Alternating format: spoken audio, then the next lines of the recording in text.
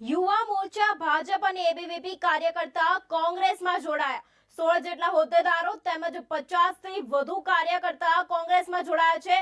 છેલ્લા ઘણા સમયથી ભાજપ દેશમાં યુવાનોમાં નફરતનું ઝેર ફેલાવી રહી છે તેવું ઇન્દ્ર વિજયસિંહ ગોહિલે કહ્યું છે। સાથે જ નીટ જેવી પરીક્ષા પેપર ફૂટ્યું તેમ છતાં હજુ સુધી પેપર રદ કરવામાં આવતું નથી। ધરપકડ બાદ કાર્યવાહી કરવામાં આવતી નથી। દિલ્હીમાં એનએસયુઆઈ નેતા વિરોધ કર્યો હતો। સાથે જ ભાજપ નીતિ વિશે રાહુલ ગાંધી બોલ્યા હતા। સાથે જ ગુજરાતમાં પણ કોંગ્રેસનું શાસન આવે તેવો વિશ્વાસ વ્યક્ત કરવામાં આવ્યો હતો। ભાજપના મળતિયા દ્વારા કોંગ્રેસ ઓફિસ આવીને કાળી શાહી લગાવવામાં આવતી હતી। કોંગ્રેસ સામે છાતી કહેતા હતા, આમ વિરોધ કરતા હતા। ભાજપના કાર્યકર્તા અંધારામાં આવીને વિરોધ કરે છે। ભાજપના કાર્યકર્તા ચેલેન્જ છે, અમારી સામે આવીને વિરોધ કરે તેવું ઇન્દ્ર વિજયસિંહ ગોહિલ દ્વારા કહેવામાં આવ્યું હતું। तुम संघर्ष करो, हम तुम्हारे साथ हैं। राहुल जी तुम संघर्ष करो, हम तुम्हारे साथ हैं। कायर भाजप होय होय, कायर भाजप होय होय। देश कलेक्टर कैसा हो, राहुल गांधी जैसा हो। नफरत छोड़ो, भारत जोड़ो। नफरत छोड़ो, भारत जोड़ो। नफरत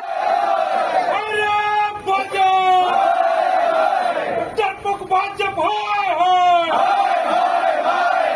डरपोक भाजप होय होय। राहुल गांधी जिंदाबाद, जिंदाबाद, जिंदाबाद। संसदની અંદર આદરણીય રાહુલ ગાંધીજીએ જે પ્રકારે વાત કરી કે આવનારા દિવસોની અંદર ગુજરાત રાજ્યની અંદર કોંગ્રેસ પક્ષ સત્તા સ્થાને આવવાનું છે, રાહુલ ગાંધીજીના આ નિવેદનને કારણે બોખલાટમાં આવીને બજરંગ દળ અને વિશ્વ હિન્દુ પરિષદના કાર્યકરોએ કાયરોની જેમ રાતે 3 વાગે અડધા ચડ્ડા પહેરીને પ્રદેશ કોંગ્રેસ સમિતિ ખાતે આવીને જે પ્રકારે પોસ્ટર ઉપર કૂચડા મારવાનું કાયરતાપૂર્વકનું કૃત્ય કર્યું છે અને એમને એ પ્રકારની પરિસ્થિતિ સતત ગુજરાત રાજ્યમાં અને દેશમાં જોવા મળે છે કે આ દેશની અંદર નીટ જેવી પરીક્ષાનું પેપર ફૂટે, પરીક્ષા રદ કરવામાં ન આવે। ભારતીય જનતા પાર્ટીના ગુજરાત રાજ્યના શાસનમાં જેટલા વર્ષના શાસનના થયા છે એના કરતાં પણ વધારે પેપર ફૂટવાનું કામ ગુજરાત રાજ્યની અંદર કરવામાં આવ્યું છે। થોડા દિવસો પહેલા આપણે જોયું કે રાજકોટની અંદર ટીઆરપી ઝોન કાંડમાં અનેક યુવાનોએ પોતાના જીવ ગુમાવ્યા।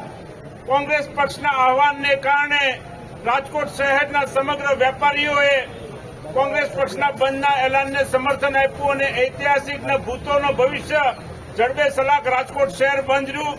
આ તમામ ઘટનાઓથી બોખલાઈને હિન્દુત્વના નામ ઉપર ભારતીય જનતા પાર્ટી ફરી એક વખત દેશના લોકોને અને ગુજરાતના લોકોને ભ્રમિત કરવાનો પ્રયત્ન કરે છે, ત્યારે કોંગ્રેસ પક્ષ આજે એકત્રિત થઈને ભારતીય જનતા પાર્ટીને જવાબ આપે છે અને કહેવા માંગે છે કે ડંકાની ચોટ ઉપર રાહુલ ગાંધીજીએ કીધું છે મુજબ આવનારા દિવસોની અંદર ગુજરાત રાજ્યમાં કોંગ્રેસ પક્ષ સત્તા સ્થાને આવવાનું છે।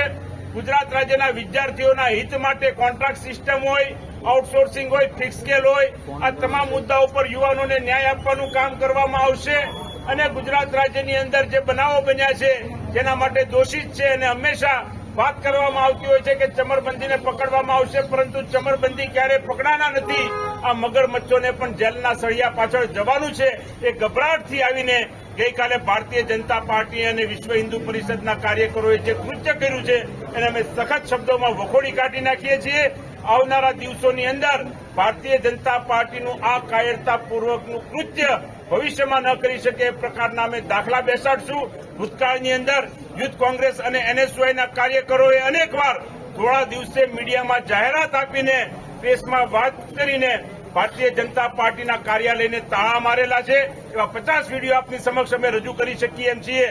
ભારતીય જનતા પાર્ટીની જેમ ડરપોક અડધી રાત્રે જઈને અમે ક્યારેય તાળાબંધી કરી નથી, એટલે આ કાયરતાપૂર્વક કૃત્યને પણ ગુજરાતની જનતા જાકારો આપશે એવો અમારો પૂરેપૂરો વિશ્વાસ છે।